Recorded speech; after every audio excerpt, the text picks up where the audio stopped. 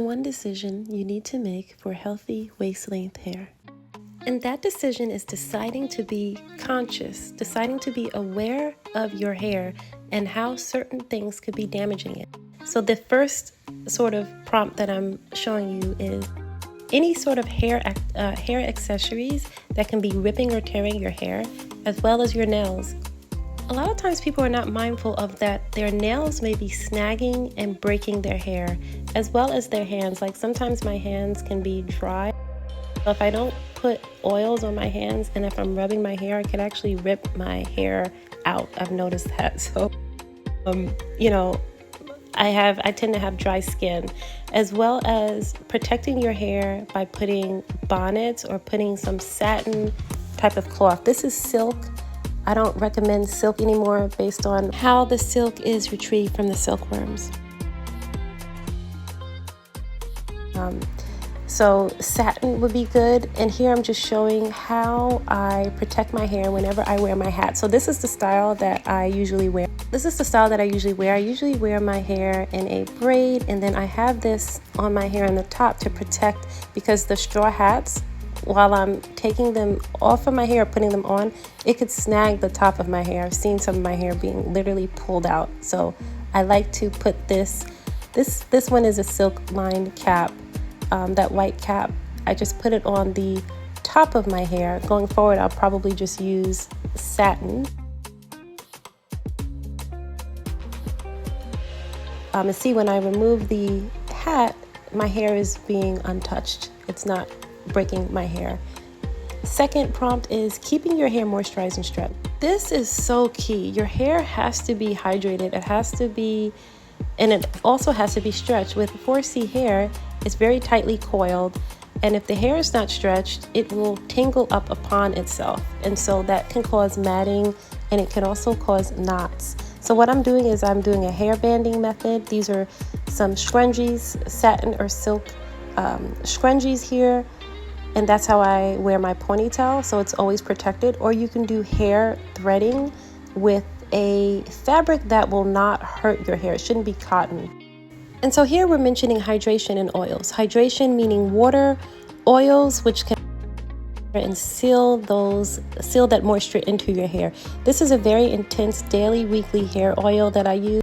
Sometimes I'll use the oils by itself, or I'll make this combination, which is a combination of avocado oil, olive oil, vitamin E, pumpkin seed oil, there's a few more, castor oil. So this is what I use, and I put this on my hair daily, just a tiny little bit, because this oil is very thick. This prevents breakage. This helps to prevent any type of breakage. And this other prompt is saying take extra care so whenever you're putting in protective styles, and then when you're taking down. So your hair has a chance to break whenever there's some type of manipulation. This clip is going to be fairly long. It's going to probably be about 5 minutes, just a heads up, because I'm showing the process of how long it takes for me to remove one of my braids. This is it. It was in a protective style that I keep weekly. And so what I'm saying is you have to be very careful whenever you're putting in that protective style and when you're taking it down. And I know I've said before, you must treat your hair like it is. Your hair is a prize. Your hair is your crown and your glory. You don't want to just be ripping your hair out. You want to take extra time with your hair.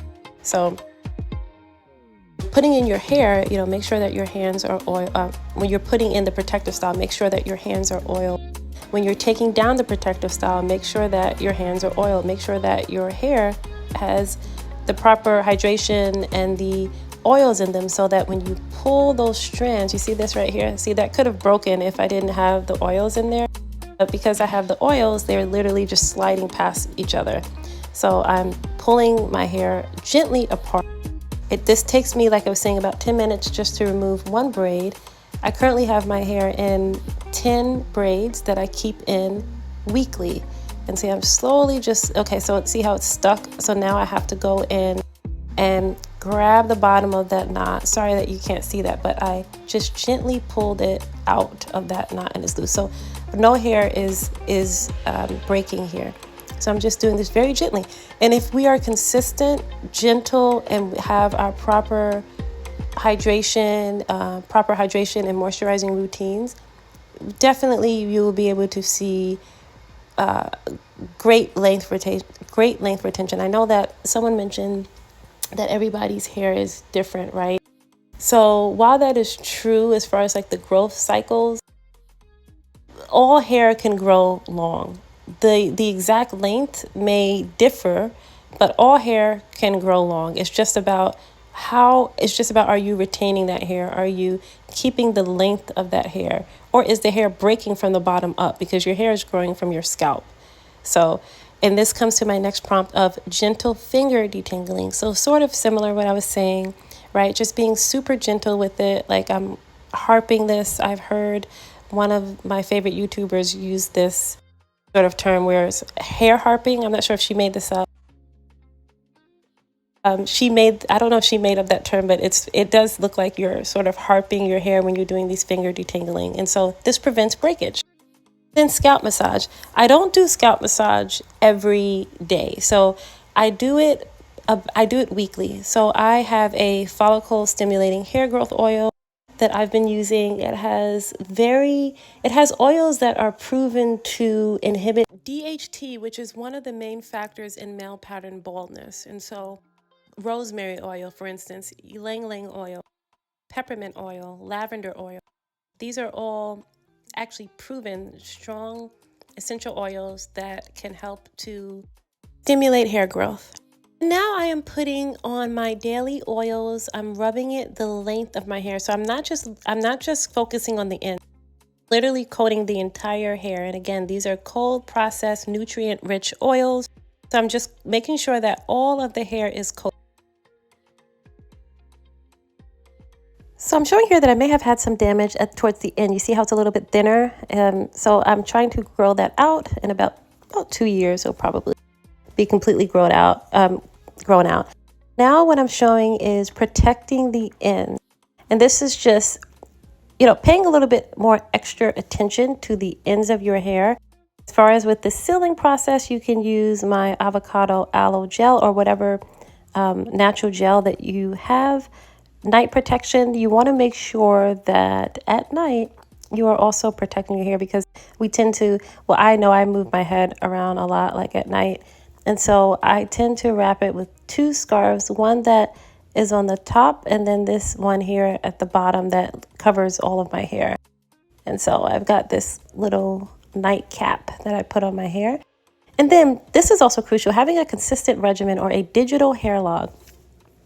This is actually a game changer because it brings your hair regimen to the forefront, right? So you become aware of your practices and when you did such practices. So that way you're not going to neglect your hair. So I'm saying, okay, September 15th, this was my weekly regimen. And I'm just listing out the things that I do. And then I'm saying, okay, every wash day, if it's a month or what have you, I'm putting it down and I'm writing it down so I see it, so I keep a record. And I also keep a record of how my hair has grown. So if it's grown, like how long it's grown over the past month. And then lastly, one of the most overlooked actions is how to handle your hair before and during wash day. I am going to be making a video on this very, very soon. It's going to be in detail. Please subscribe to be notified of this video. And lastly, thank you so much for watching. Please tell me what is your regimen? How is your regimen? How do you handle your hair? How do you protect your hair? Let me know what other videos you would like to see in the near future. Thank you. You guys have a blessed week.